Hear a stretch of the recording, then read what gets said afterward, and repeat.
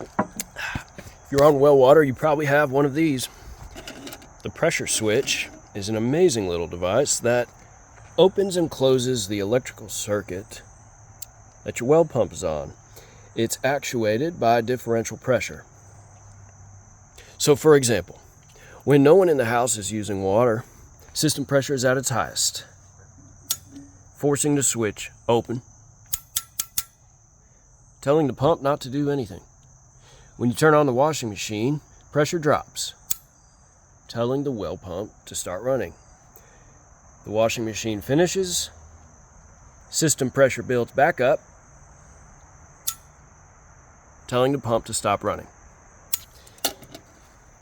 These things take a lot of abuse. Oftentimes we leave them in basements or crawl spaces, sheds, where oxidation takes place, tearing up the springs. The electrical contacts burn up over time,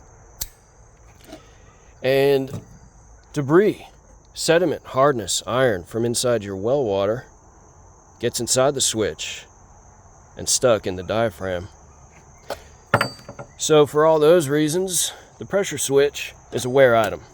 We don't repair these, we replace these. And doing so soon might save you from waking up one morning and having no water.